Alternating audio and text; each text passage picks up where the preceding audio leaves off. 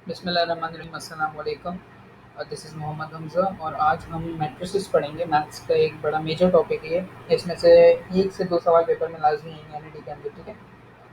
तो सबसे पहले ये डेफिनेशन वगैरह लिख दी इसकी। मैट्रिक्स जिनको नहीं पता बिल्कुल तो वही सारी चीज़ें पढ़ सकते हैं। अच्छा, आपसे मेरा ये सवाल है कि क्या मैं ये 2 सवाल यहाँ पे मेंशन कर रहा हूँ, क्या आप वो सॉल्व करके मुझे बता सकते हैं? वन इज़ 1, 2, 3, दूसरा है 4, 5, 6 और थर्ड वन इज़ अगेन 1, 2, 3। तो मुझे इसका डिटर्मिनेंट चाहिए। अब आपसे सवाल ये कि क्या आप मुझे इसका डिटर्मिनेंट बता सकते हैं, और वो भी 10 सेकंड से पहले पहले, ठीक है? एक तो ये सवाल हो गया। दूसरा है 439, 439।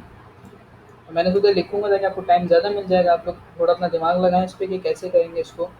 -1, 2, 8, ठीक है? उसके बाद है 8, 6, 18, 8, 6,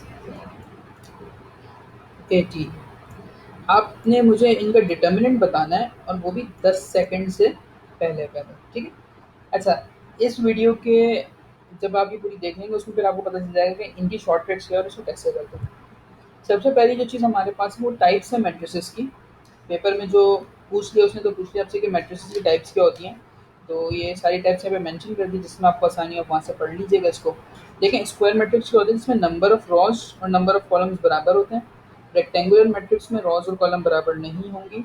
अच्छा, रॉ मैट्रिक्स क्या होगा, उसमें एक ही रॉ होगी। कॉलम मैट्रिक्स में क्या होगा, एक कॉलम होगा। Then we have null matrix. Null matrix क्या होते हैं कि उसमें सारे एलिमेंट जीरो हो जाते हैं। अच्छा, आइडेंटिटी है आपके पास। आइडेंटिटी मैट्रिक्स में क्या होता है कि डायगोनल एलिमेंट्स वन होते हैं, बाकी सब जीरो होता है। ठीक हो गया। सिमेट्रिक मैट्रिक्स क्या होते हैं कि अगर आप उसको ट्रांसपोज भी ले लो ना तो उसको कोई इफेक्ट नहीं पड़ता है, ठीक है? ये सारी बातें यहाँ पे मेंशन है। अच्छा, ऑर्डर ऑफ मैट्रिक्स की अगर मैं बात करूँ कि अगर मैं आपको कहूँ कि आपने मुझे ये दो मैट्रिक्स हैं, ये आपस में मल्टीप्लाई हो रहे हैं, आपसे मैं कह रहा हूँ कि भाई ये ए है और ये है मेरे पास बी। अब मैं करवा रहा हूँ ए क्रॉस बी, तो क्या आप मुझे बता सकते हैं कि आने वाले मैट्रिक्स का आंसर क्या होगा? तो एक तो ये तरीका होगा कि आप इसको खोलें, आप इसको मल्टीप्लाई करें, आप तकरीबन 5 से 6 मिनट लें, आप इसको सॉल्व करें। ऐसा हम एंटी टेस्ट में नहीं करते। हम क्या करेंगे, हम पहले इसका ऑर्डर लिखेंगे। ये एक इसका वेरीफाइड तरीका है जैसे हम करते हैं इसका। इसका ऑर्डर क्या हो जाएगा हमारे पास 2 बाई 2, क्योंकि इसमें कितनी रॉज और कितने कॉलम है? इसमें 2 रॉज हैं और 2 कॉलम है, ठीक है? अब इसमें हम देखते हैं तो इसमें क्या है, इसके अंदर भी 2 रॉज हैं लेकिन इसमें कॉलम कितने, एक। तो आपने को कैसे पता चलेगा कि आपने क्या करना है, लास्ट के इन दोनों को आपने काट देना है। आपके पास क्या बचता है, 2:1। यानी जब हम इन दोनों को मल्टीप्लाई करेंगे तो जो भी रिजल्ट आएगा वो किस ऑर्डर का होगा, 2/1 का। इस तरह बहुत सारा हो गया, प्रैक्टिस करिएगा, ऐसे सवाल पेपर में बहुत आते हैं। आई रिपीट कि ये जो है ना ऑर्डर ऑफ मैट्रिक्स, ये इंपॉर्टेंट है। एक सवाल आपका यहाँ से हो जाएगा।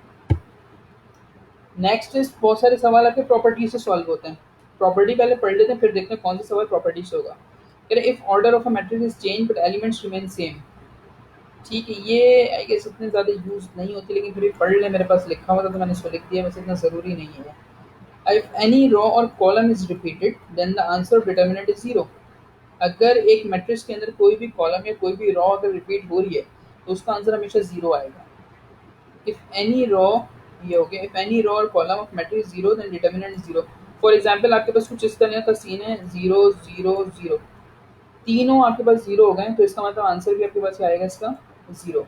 इफ एनी एलिमेंट और कॉलम इज मल्टीपल और एन टाइम्स। अब मल्टीपल और एन टाइम्स का ये मतलब होता है कि अगर मेरे पास एक लिखी हुई 1, 2, 3, अगली है 3, 1, 2 और उसके बाद वाली है 2, 4 और 6। तो अब आप देखें कि ये और ये, अगर मैं इस वाली को 2 से मल्टीप्लाई कर दूँ पूरा तो मेरे पास 2, 4, 6 आ जाएगा। इसका ये मतलब है कि ये इसका एन टाइम्स है, यानी 2 टाइम्स मल्टीप्लाई कर जब मैं इसका डिटर्मिनेंट लूंगा तो आंसर मेरे पास क्या आएगा, जीरो आ जाएगा, ठीक है? अब कुछ सवाल इसके देख लेते हैं क्योंकि ऐसे चैप्टर्स में ज़्यादा से ज़्यादा प्रैक्टिस करेंगे तो ज़्यादा आपको फायदा होगा। अब सवाल है पहला, square matrix is set to be singular. अब देखिए सिंगुलर मैट्रिक्स क्या होगा, जिसका डिटर्मिनेंट जीरो आ जाएगा, ठीक है? तो सिंगुलर मैट्रिक्स आपके पास क्या हो जाएगा, जीरो वाला। ये आसान है, जस्ट आपने इसको क्रॉस मल्टीप्लाई करेंगे आप आंसर आ जाएगा डिटर्मिनेंट का। ये सवाल बहुत रिपीट होता है पेपर के अंदर जिसके अंदर आपको निकालना होता है ये लैम्डा। आसान सवाल है लेकिन ये रिपीट बहुत होता है। इन दोनों को मल्टीप्लाई करना फ़िलहाल कोई ऐसी कोई ट्रिक इसकी है नहीं, लेकिन कोशिश करिएगा कि आप लोग कुछ कर लें, वैसे इतना खास नहीं है सवाल। The matrix again the matrix this ये आपके पास स्केलर मैट्रिक्स हो गया, ठीक है। अच्छा, a matrix in which the number of rows is equal to the number of column, square matrix, rectangular matrix, ये आप लोग एक ही बार चेक कर लीजिएगा। अगर कहीं पे I3 लिखा है तो उसका क्या मतलब है, उसका ये मतलब है ये ओमेगा वाले में से जब आप इसका डिटर्मिनेंट लोगे ना, देखें सिर्फ आप 1 को कंसीडर करेंगे क्योंकि बाकी तो दोनों जीरो हो गया ना। अब आपके पास ये कुछ इस तरह का बन जाएगा कि ओमेगा ओमेगा स्क्वायर से मल्टीप्लाई होकर ओमेगा क्यूब हो जाएगा, तो omega cube is equal to 1, तो 1 आंसर आ जाएगा इसका, ठीक है। ए इनवर्स हम कैसे निकालते हैं, adjoint A upon A determinant, इस तरह सॉल्व करते हैं। अच्छा, अब बहुत सारे स्टूडेंट्स की ये कंफ्यूजन है कि देखें क्रैमर भी था, मैट्रिक्स मेथड सर हमने इतना लंबा लंबा, देखें अब इतने ज़्यादा अपने लंबे जो सवाल किए वो आपने 7-8 नंबरों के लिए, ठीक है। यहाँ पे आपसे क्रैमर रूल का कोई सवाल नहीं आएगा, मैट्रिक्स मेथड नहीं आएगा, आपको सवाल देगा और प्रॉपर्टीज़ को लगाते हुए आपको उसको सॉल्व करना होगा, ठीक है। अब हम जाएंगे एनईटी पास पेपर्स की तरफ, तो अब हम चेक करेंगे कि एनईटी वाले किस तरह के सवाल दे रहे हैं, और कोशिश करूँगा कि तकरीबन सारे आपको करवा दूँ। मैट्रिक्स के इतने मुश्किल सवाल नहीं आते पेपर के अंदर। अच्छा जी, हम इसको अब करते हैं। पहला सवाल है a diagonal matrix which all the elements are equal, ठीक है। ये अगेन थ्योरी पार्ट है पूरा इसका। आगे चलें ज़रा। अच्छा जी, आगे चलते हैं। इसमें if A is a matrix of order m cross n where m is not then a is called, अब इसका ये मतलब है कि रो और कॉलम इक्वल नहीं है, तो इसका मतलब है कि रेक्टेंगुलर मैट्रिक्स, ठीक है। आगे चलना है डायगोनल मैट्रिक्स, ये आपने भी पढ़ लिया। स्क्वायर मैट्रिक्स, देखिए ये सारी टाइप्स आएंगे जो मैंने आपको कहा था कि पेपर में टाइप आती हैं, तो ये टाइप्स आएंगी। A matrix having A not equal to 0 is called singular matrix, ठीक हो गया।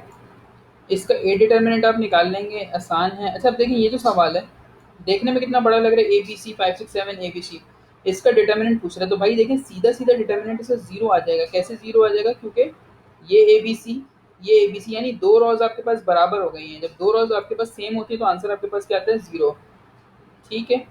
अच्छा, ये है फाइंड ए के ऊपर जब भी टी लिखा होगा इसका ये मतलब होता है कि ए का ट्रांसपोज आपने करना है, ये रो कॉलम बन जाएगा, कॉलम रो बन जाएगा।